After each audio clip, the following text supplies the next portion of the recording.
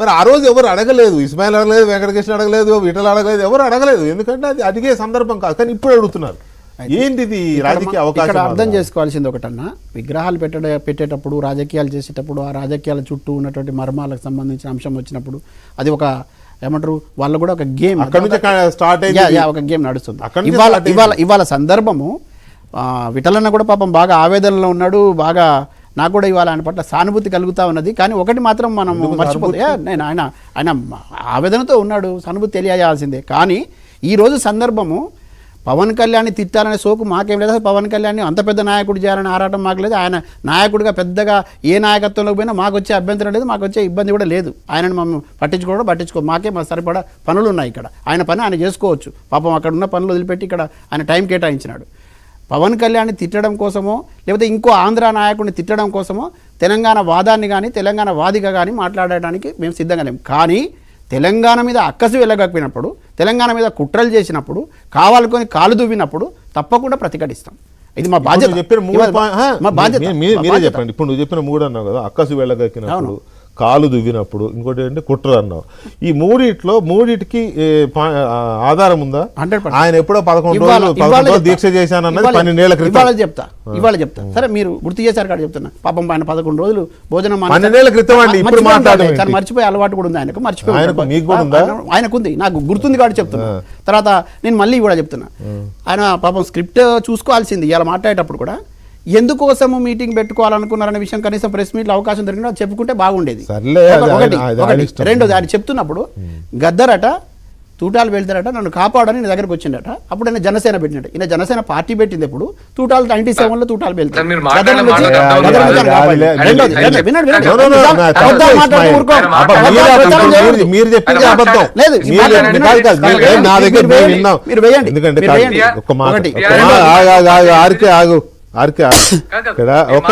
నిన్న తీసుకుంటా దయచేసి పవన్ కళ్యాణ్ గారు ఒక్క మాట, ఆర్కే ప్లీజ్ ఒక్క మాట. ఏమండి గద్దర్ గారు ఉన్నప్పుడు దగ్గరికి వచ్చారు మీరందరూ? అసలు గద్దర్కు ధైర్యం చెప్పే అంత ఇదా పవన్ కళ్యాణ్? ఇక్కడ గద్దరే ఇక్కడ లక్షలాది మందికి ధైర్యం చెప్పినవాడు, వేలాది మందికి ధైర్యం చెప్పినవాడు కావచ్చు, మీకు మిత్రులుగా ఉండవచ్చు కావచ్చు. ప్రభుత్వం ఏంటి ఆయన ధైర్యం? ఆ మాట చనిపోయిన వాడిని సాక్ష్యం చెప్పించలేమని మీరు ఇష్టం వచ్చినట్టు మాట్లాడతారా? సాక్ష్యం చనిపోయింది కదా ఆయన వచ్చి ఇప్పుడు చెప్పలేడు కదా సాక్ష్యం. కాదు, గద్దర్ వచ్చి పవన్ కళ్యాణ్ నన్ను కాపాడన్నాడా? ఈయన తురుం ఖాన్ ఇక్కడ ఉన్నాడు. ఆయన ప్రజా యుద్ధ నౌక, ఆయన పేరుంది. ఆయన యుద్ధం నుంచి వచ్చిన వాడు, ప్రజాక్షేత్రంలో యుద్ధం చేసిన వాడు గద్దర్. హీరో తెలంగాణలో. ఈ తెలంగాణలో గద్దర్ విషయంలో ఒక్క మాట ఇస్మాయిల్, మీరు కొంచెం కంట్రోల్ ఉండండి. ఒక్క మాట ఆర్కే ఇక్కడ ఒక పాయింట్ ని సెట్ చేయాలనుకుంటున్నా. ఆర్కే ఒక్క మాట, ఎవరో ఒకరు కోఆపరేట్ చేయండి ప్లీజ్. ఎవరో ఒకరు కోఆపరేట్ చేయండి ఆర్కే ప్లీజ్. ఎవరో ఒకరు పదులు అనుభవించి ఆస్తులు అనుభవించి ఇప్పుడు బయటకు వచ్చేసి అక్క రూపం నుంచి అమ్మ రూపంగా మారి ఏ ఎజెండాతో పెట్టారు మీరు? మీకు ఆ మాట మాట్లాడే అర్హత కూడా లేదండి. నేను ఎందుకు చెప్తున్నా అంటే వినండి. ఎక్కడి పవన్ కళ్యాణ్ ఆస్తులు ఎవరి మీద సంపాదించాడు? ఏ ప్రాంతం మీద? ఎక్కడి నుంచి సంపాదించినాడు పవన్ కళ్యాణ్? ఎక్కడి నుంచి సంపాదించినాడు? మా బిడ్డల జేబులో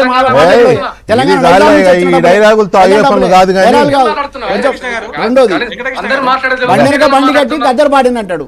ఎవరు రాశారో తెలియదు. ఆ ఊరు బిడ్డనండి, యాదగిరి రాసినాడు. తెలియకపోతే తెలుసుకో బ్రదర్, తెలుసుకొని రాసి ఇచ్చిండు. ఏదంటే చదివితే ఎట్లా? బండినక బండి కట్టి 16 బండ్లు కట్టి ఏ బండ్లే పోతావు కొడుకో, నా కొడుకు ప్రతాపరెడ్డి అని మా దగ్గర ఉన్నటువంటి దొర మీద రాసిన బండి యాదగిరిని గద్దర్ రాసిన చెప్తున్నాడు.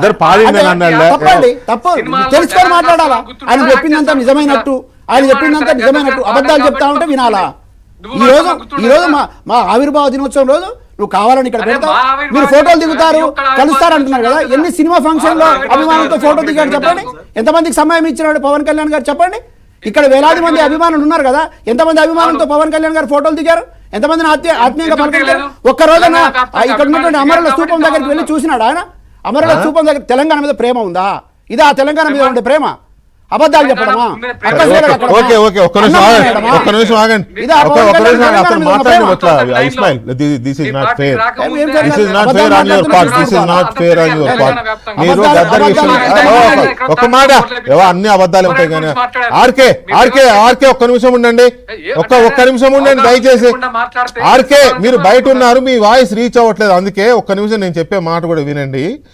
ఇస్మాయిల్ గారు మీరేంటంటే ఇండివిజువల్గా గద్దర్ గారితో అసోసియేట్ అయి ఉన్నారు కాబట్టి మీరు అలా మాట్లాడుతున్నారు. 100% అదే చెప్తాను మిత్రమా, నేను అదే చెప్తున్నా.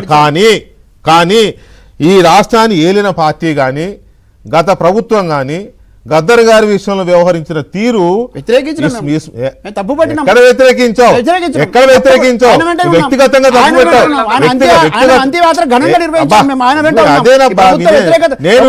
ఇండివిజువల్ గా పిలవలేదు, ఇండివిజువల్ గా పిలవలేదు, దయచేసి అర్థం చేసుకో. అక్కడ ఉన్నటువంటి దయచేసి పర్సనల్ గా తీసుకోవద్దు. నేను నిన్ను పర్సనల్ గా పిలవలేదు, కవిత గారి పార్టీ ప్రతినిధిగా నిన్ను పిలిచాను. కవిత గారు ఆనాడు ఆ పార్టీలో ఉన్నారు, ఆనాడు ఆ ప్రభుత్వంలో ఉన్నారు. గద్దర్ గారికి జరిగిన అవమానం, చనిపోయినప్పుడు కూడా జరిగిన అవమానం, ఇవన్నీ గుర్తు చేసుకుని మాట్లాడాలి. మనం మాట్లాడితే నువ్వు ఇండివిజువల్ గా వ్యక్తిగతంగా నువ్వు వెళ్ళావు కాబట్టి అందరికీ తెలుసు, తెలంగాణ ప్రజలందరికీ తెలుసు. గద్దర్ గుర్తు రాలే, ఆయన మన అందశ్రీ గారు గుర్తు రాలా, అందశ్రీ గారి గేయం గుర్తు రాలా.